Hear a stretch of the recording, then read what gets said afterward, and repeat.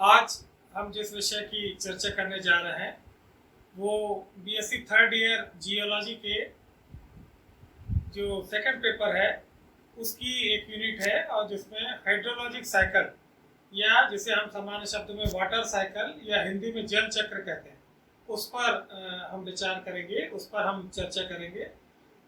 सामान्य तौर पर यदि अपन जानना चाहें कि वाटर साइकिल क्या है या हम जल चक्र किसको कहते हैं, तो एक सीधी सी जो प्रक्रिया है, जो सरल शब्दों में यदि हम इसका उल्लेख करना चाहें तो जो पृथ्वी की सतह है, पृथ्वी की सतह से जो सूर्य के तापक्रम के कारण जो वाष्प या जिसको हम वेपर्स कहते हैं, ये वेपर्स ऊपर उठती हैं और वायुमंडल में पहुंचती हैं। वायुमंडल में चूंकि तापक्रम की कमी होती है तो जो वाष्पीकरण की प्रक्रिया है वो संघनन में बदल जाती है, जिसको हम कंडेंसेशन कहते हैं।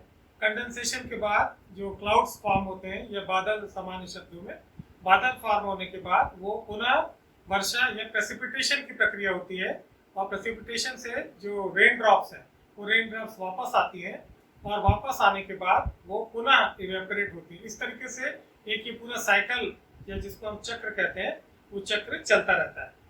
देखिएगा कि जब वाटर वेपर जो है या जिसको हम जल वाष्प कहते हैं हिंदी में, ये जल वाष्प जब ऊपर वायुमंडल में पहुंचती है तो ये दो फॉर्म में कन्वर्ट होती है, या तो वर्षा की बूंदों में जिनको हम रेन ड्रॉप्स कहते हैं और या फिर आइस क्रिस्टल्स के रूप में। ये निर्भर करता है कि जो तापक्रम है वो तापक्रम कितना है। यदि जो तापक्रम है वो लगभग 32 डिग्री फ़ारेनहाइट या 32 डिग्री फ़ारेनहाइट हम जिसको कहते हैं वो या उससे कम होगा तो ये जो है वो आइस क्रिस्टल के रूप में जो इवेपोरेट होके गया हुआ है या जो जल वाष्प है वो बदल जाती है। और यदि 32 डिग्री फ़ारेनहाइट से ज़्यादा तापक्रम होता है तो वो रेन ड्रॉप्स के रूप में या वर्षा की बूंदों के रूप में कन्वर्ट हो जाती है। तो इस तरीके से आप देखेंगे कि जो शीतलन की प्रक्रिया है और जो संघनन, कंडेंसेशन कहते हैं, जो जल वाष्प का पानी की बूंदों में बदलना, रेन ड्रॉप्स के रूप में बदलना, उस प्रोसेस को हम कहते हैं कंडेंसेशन की प्रोसेस। और फिर कंडेंसेशन के बाद प्रेसिपिटेशन की प्रोसेस। इनके फलस्वरूप क्लाउड्स फॉर्म होते हैं या बादल बनते हैं। केवल इसी प्रक्रिया को हम जो है वो आंखों से देख सकते हैं, बाकी प्रक्रियाएं जो है वो हम उसका अनुभव कर सकते हैं पर वो हमको आंखों से दिखलाई नहीं पड़ती। आगे आने वाले चित्र में आप देखिएगा जल चक्र या वाटर साइकिल को समझाने का प्रयास किया गया है। तो अपन शुरुआत करते हैं, जैसे जो बड़ी जल राशियां होती है, अपने वाटर टैंक्स हैं, ओशंस हैं, लेक्स हैं, तो इस तरीके की जो बड़ी बड़ी जल राशियां हैं, बांध हैं बड़े बड़े, तो वहां से जो सूर्य के तापक्रम के कारण जल देखिए वाष्पीकृत होता है। उस प्रक्रिया को हम कहते हैं इवेपोरेशन। जो हमारा वाटर साइकिल है उस वाटर साइकिल को हम 4-5 बड़ी प्रक्रियाओं में डिवाइड कर सकते हैं। तो इसमें आप देखेंगे कि एक प्रक्रिया होती है जिसको कहते हैं इवेपोरेशन, मतलब बड़ी जल राशियों से जल का वाष्पीकृत होकर या वाटर वेपर के रूप में वायुमंडल में पहुंचना। जब वो वायुमंडल में पहुंचेगा तो वायुमंडल में पहुंचने के बाद आप देखेंगे कि वो उसका संघनन होता है, क्योंकि वहां तापक्रम में कमी है, कूलिंग हो रही है। तो वो तापक्रम में कमी होने के कारण जो हमारे जल वाष्प है अब वो बदलेगी किसमें, या तो आइस के रूप में या फिर वर्षा की बूंदों के रूप में। इस प्रक्रिया को हम कहते हैं संघनन या कंडेंसेशन। कंडेंसेशन के बाद जो तीसरी प्रक्रिया है आप उसमें देखेंगे, तीसरी प्रक्रिया जो है उसको हम कहते हैं प्रेसिपिटेशन।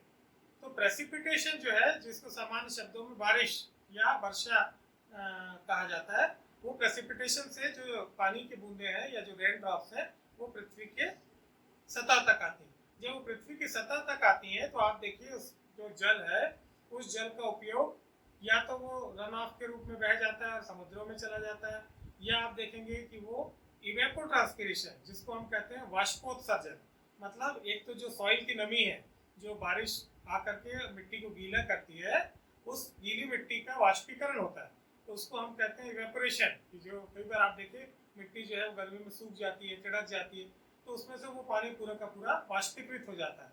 और दूसरी चीज़ है ट्रांसपिरेशन। ट्रांसपिरेशन किनके द्वारा होता है, प्लांट्स के द्वारा।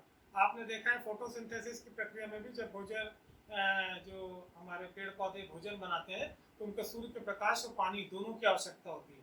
तो जब ये पानी रिस करके नीचे जाता है तो जो सॉइल वाटर जोन है वहाँ से जड़ के रूप में भी पेड़ पौधे उसको अपने जीवन यापन के लिए अवशोषित करते हैं और वो पानी इनफिल्ट्रेट होके, अगली प्रोसेस आप देखेंगे कि इनफिल्ट्रेट होगी, या जो हमारे ध्रुव हैं उत्तरी ध्रुव, दक्षिणी ध्रुव या जो ठंडे इलाके हैं जहाँ की ग्लेशियर्स हैं, वो ग्लेशियर्स सूर्य के तापक्रम के कारण मेल्ट होते हैं, और मेल्ट होने के कारण वो पानी रन ऑफ होकर के या सतह पर बहता हुआ समुद्र की तरफ आता है और जमीन में भी रिसता है और ग्राउंड वाटर में वो वृद्धि करता है। इस प्रक्रिया को हम इन्फिल्ट्रेशन बोलते हैं। तो आप देखिए कि जो वाटर साइकिल है, उस वाटर साइकिल में चित्र में आप देख रहे हैं कि पहली जो प्रक्रिया है दैट इज इवेपोरेशन। इवेपोरेशन के बाद अपन देखेंगे कि वो हुई कंडेंसेशन, अर्थात जल की जो वाटर वेपर्स थी वो जल वाष्प जो थी वो वर्षा के रूप में बदलना। फिर कंडेंसेशन की प्रक्रिया के फलस्वरूप प्रेसिपिटेशन होना, अर्थात बारिश का होना। फिर बारिश के बाद वो पृथ्वी की सतह पर आती है, तो जो हमारे ग्लेशियर्स हैं या जो हमारे हिमनद हैं वो हिमनद पिघलते हैं, पिघलने के बाद वो जो पानी है वो सतह पर बहता है। आप देखिए जैसे गोमुख ग्लेशियर है, तो वो ग्लेशियर पिघलता है, तो इस वजह से गंगा नदी में कभी भी वो सूखी नहीं होती है, और गर्मी के दिनों में आप देखेंगे कि गंगा नदी के जल स्तर में और ज़्यादा वृद्धि होती है। फिर उसके बाद की जो प्रक्रिया होती है that is precipitation, that is infiltration. Infiltration मतलब पानी का रिस करके ग्राउंड वाटर के रूप में जाना, और ये ग्राउंड वाटर के रूप में जब जाती है तो जो भूमिगत जल का भंडार है, तो उस भूमिगत जल के भंडारण में वृद्धि होती है। तो इस प्रकार से ये जो जल चक्र है या जो वाटर साइकिल है, ये अनवरत चलता रहता है, और ये जो सभी प्रक्रिया है वो एक दूसरे से रिलेटेड होती है, इनको इंटर रिलेटेड प्रोसेस कहते हैं। तो वाटर साइकिल या जिसको सामान्य शब्दों में हाइड्रोलॉजिक साइकिल भी कहा जाता है, इसकी यदि प्रमुख प्रक्रियाओं की अपन बात करें तो इवेपोरेशन, इवेपोरेशन के बाद कंडेंसेशन, कंडेंसेशन के बाद प्रेसिपिटेशन, प्रेसिपिटेशन के बाद इवेपोट्रांसपिरेशन, उसके बाद आइस मेल्टिंग, आइस मेल्टिंग के बाद इन्फिल्ट्रेशन, और वो पुनः इवेपोरेशन होकर के जल चक्र अनवरत चलते रहता है।